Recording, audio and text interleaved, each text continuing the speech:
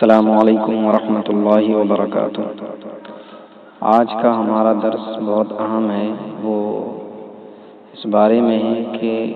کن چیزوں کی وجہ سے ہم پر غسل فرض ہو جاتا ہے، یعنی غسل کرنا ہم پر ضروری ہو جاتا ہے۔ تو پہلی چیز یہ ہے کہ اگر کسی شخص کی شہوت سے یعنی خواہش سے منی نکلے تو ایسی صورت میں غسل فرض ہو جاتا ہے۔ لیکن اگر یہ منی کا نکلنا کسی بیماری کی وجہ سے ہوا، یعنی خواہش نہیں تھی، کوئی بیماری ہے آدمی کو، یا بہت اونچی جگہ پر چڑھا اس طرح سے، یا اونچی جگہ سے نیچے اترا، یا کود پھاند کی، اگر ایسے کوئی منی کا خطرہ نکلا تو اس سے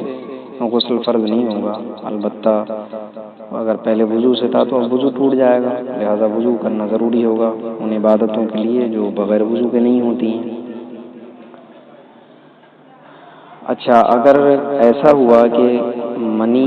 جہاں سے نکلتی ہے، یعنی جو بتایا جاتا ہے کہ پیٹھ اس کی جگہ ہے، تو جب منی وہاں سے جدا ہوتی تو انسان کو پتہ لگ جاتا ہے۔ تو وہاں سے جدا ہوئی منی تو شہوت تھی، لیکن نکلنے سے پہلے کسی نے اپنے اگلے حصے کو پکڑ لیا، اور جب شہوت ختم ہو گئی اس کے بعد اس نے پھر چھوڑ دیا۔ تو اب اس کے بعد جب شہوت ختم ہو گئی پھر منی نکلی تو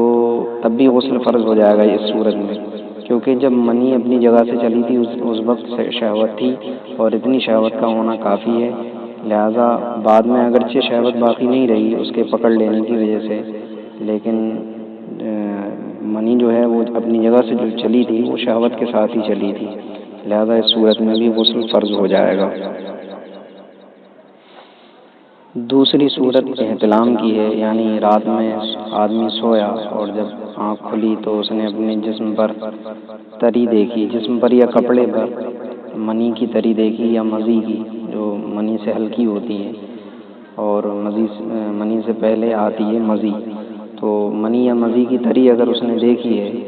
تو ایسی صورت میں اس پر اور جو ہے غسل فرض ہو جائے گا، یعنی غالب گمان اس کا یہ ہے کہ یہ منی ہے یا مزی ہے، تو ایسی صورت میں اس پر غسل کرنا فرض ہو جائے گا۔ یہ دوسری صورت ہے۔ یہاں پر ایک بات یہ ہے کہ کسی کو کوئی جب سو کر بیدار ہوا تو اسے ایسا لگا کہ رات میں اس کو لذت محسوس ہوئی تھی یا کچھ بھی ہوا تھا، لیکن جب وہ بیدار ہوا تو جسم پر کہیں بھی تری نہیں ہے، نہ جسم پر کہیں کوئی تری ہے کسی چیز کی، اور نہ ہی کپڑے پر کوئی تری ہے۔ تو اب جو رات میں اس کے ذہن میں آیا تھا لذت وغیرہ کا احساس جو تھا اس کا کوئی اعتبار نہیں ہوگا، یعنی اس پر غسل کرنا فرض نہیں ہوگا، کیونکہ جب وہ بیدار ہوا ہے تو کوئی ایسی نشانی نہیں پائے گی جس سے ایسا لگے کہ ہاں واقعی احتلام ہوا ہے۔ تو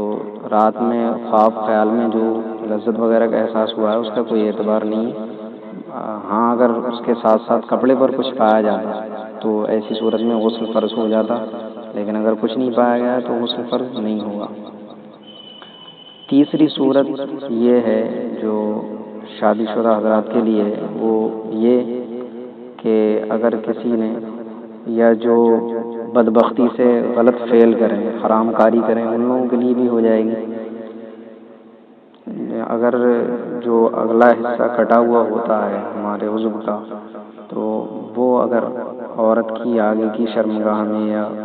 بدبختی سے کوئی پیچھے کی شرمگاہ میں اتنا حصہ کرے، یا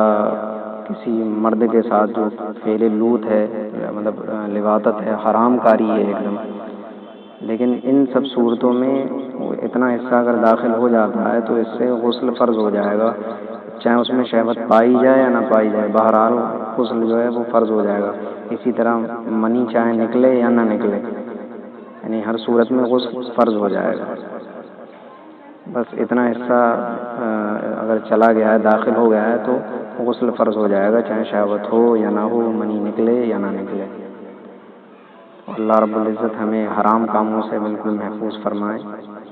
اور اس بدبختی سے ہمارے بھائیوں کو، ہم سب کو بچا کر رکھے۔ یہ تین صورتیں ہو گئیں۔ چوتھی صورت جو ہے، چوتھی اور پانچویں عورتوں کے ساتھ خاص ہے۔ چوتھی صورت یہ ہے کہ عورتیں جو ان کو ماہواری کا خون آتا ہے، جس کو حیض کہتے ہیں، جب وہ خون آنا ختم ہو جائے، بند ہو جائے، تو اب وہ اس کے بعد ان پر غسل کرنا فرض ہوگا۔ اسی طرح 5ویں صورت جو ہے وہ بھی عورتوں کے ساتھ خاص ہے، یعنی نفاس یعنی بچے کی پیدائش کے بعد جو عورتوں کو خون آتا ہے، جب وہ آنا بند ہو جائے گا تو ان پر غسل کرنا فرض ہوگا۔ یہ 5 صورتیں ہیں جن صورتوں میں غسل فرض ہوتا ہے۔ اب ہمارے بہت سے بھائی کھڑے کھڑے پیشاب کر لیتے ہیں، بعد میں ان سے اگر کہو کہ بھائی نماز پڑھو تو وہ یہ کہہ دیتے ہیں کہ ہم ناپاک ہو گئے۔ پتہ لگتا ہے کہ ناپاک کیسے ہوا کہ کھڑے ہو کے پیشاب کر لیا تھا۔ کھڑے ہو کر کے پیشاب کرنا یقیناً بہت ہی غلط طریقہ ہے۔ صحیح اور سنت طریقہ یہ ہے کہ ہم بیٹھ کر ہی پیشاب کریں، اور یہ ہمارے ڈاکٹرز کا اطباء کا یہ کہنا ہے، اور ہمیں خود اس بات کا احساس ہے کہ کھڑے ہو کر پیشاب کرنے سے پورے طور سے پیشاب نہیں ہوتا اور کچھ قطرے رہ جاتے ہیں جو بعد میں دھیرے دھیرے ہمارے جو لوگ کرتے ہیں انہیں پتہ ہوگا کہ بعد میں انڈر ویئر میں یا پینٹ وغیرہ جو بھی پہنتے ہیں اس میں نکل جاتے ہیں۔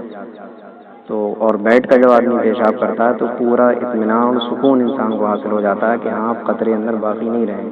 مگر پھر بھی ہمارا نوجوان طبقہ مانتا نہیں ہے۔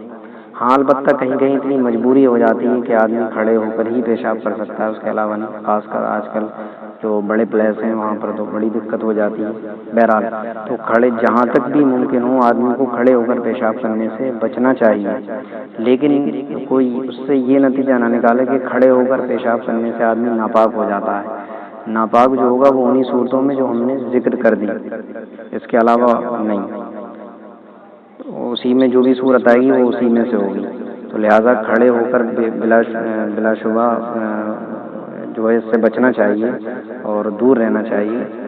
جہاں تک وہ بیٹھ کر ہی پیشاب کرنا چاہیے۔ لیکن